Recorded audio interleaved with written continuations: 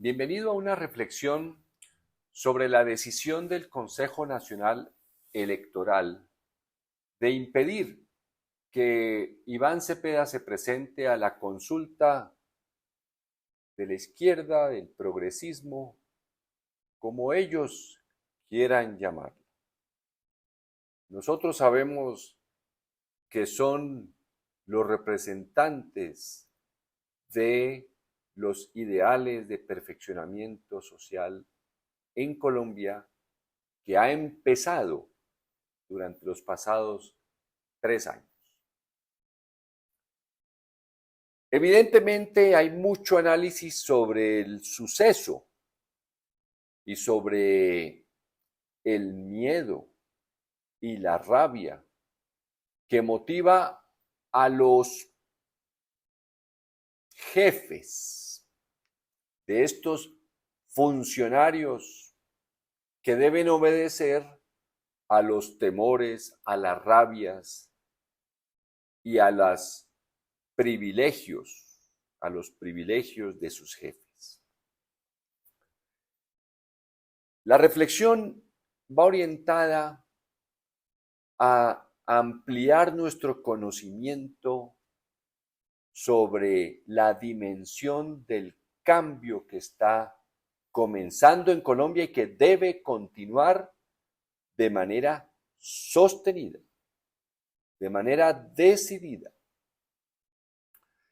Mire usted, después de la Revolución de Independencia, los liberales eran lo que hoy llamaríamos progresistas y fueron víctimas de quienes quisieron mantener el régimen colonial.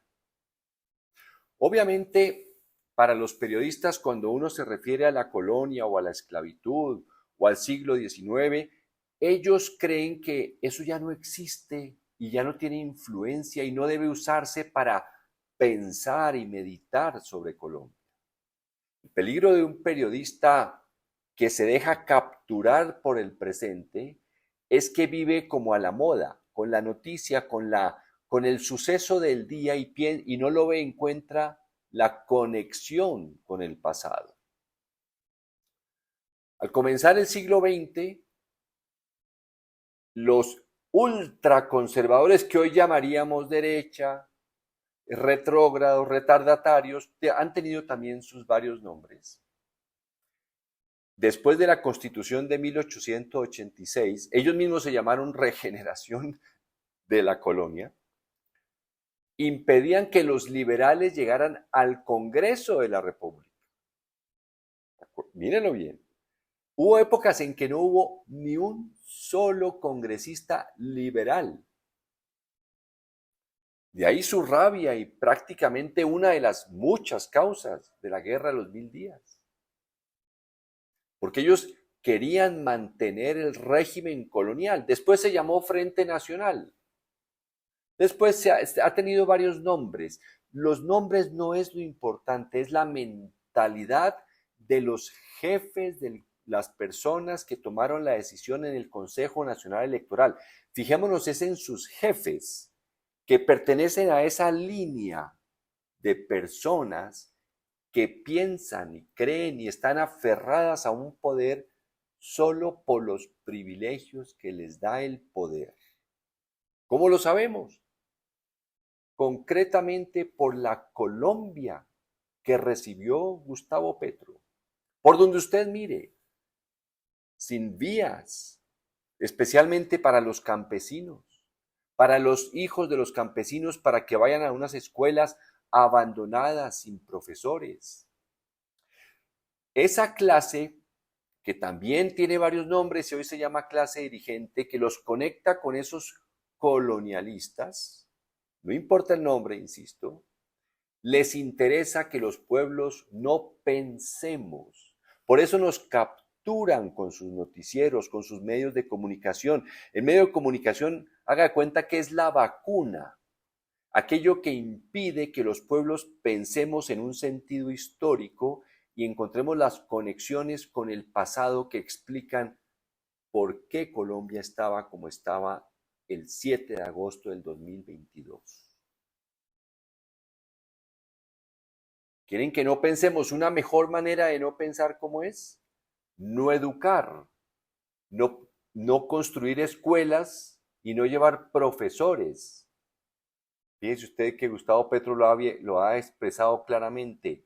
Ellos preferían construir escuelas, así se cayeran después, pero no formar profesores.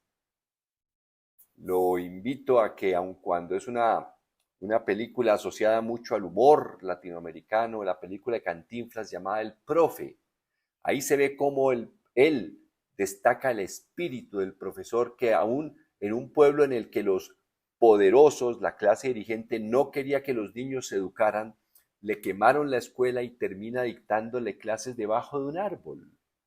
Lo importante es esa interfaz, ese contacto, esa fecundación entre profesor y estudiantes. A eso le temen los jefes de las personas del Consejo Nacional Electoral, para el caso de hoy, que quieren seguir impidiendo, bloqueando la transformación de un pueblo que ha encontrado en este cambio escuelas, caminos, desarrollo del campo, respeto.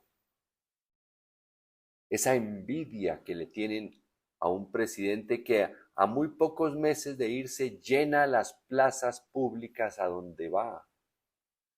Los demás presidentes de Colombia llenaban sus salones con los privilegiados que esa casta ha servido desde el final de la colonia española, porque la continuaron los liberales y conservadores después de mucho tiempo, cuando se fueron fusionando al punto en que la diferencia entre un liberal y un conservador después del Frente Nacional era la misma diferencia que hay entre una gota de agua y otra gota de agua.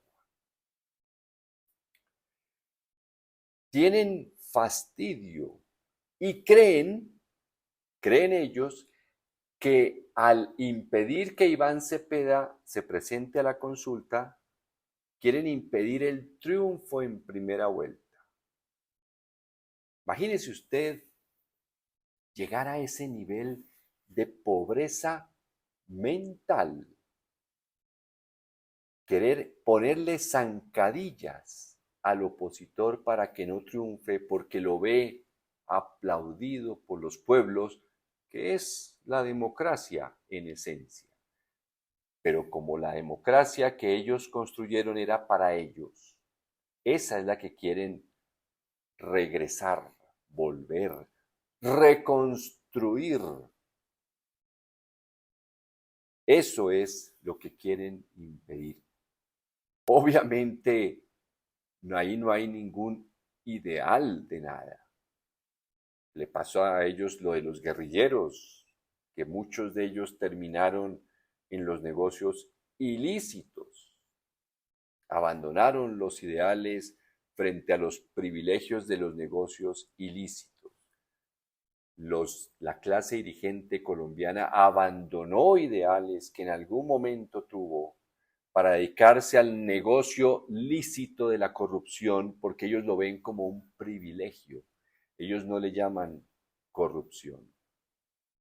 De tal manera que vamos a ver ya cómo se mueven y cómo aplican la astucia en este momento los hábiles políticos que hay en el progresismo, algunas personas que hay dedicadas a encontrar salidas a estas piruetas jurídicas del Consejo Nacional Electoral para seguir avanzando, para saber que es miedo y rabia lo que tienen a la transformación de Colombia.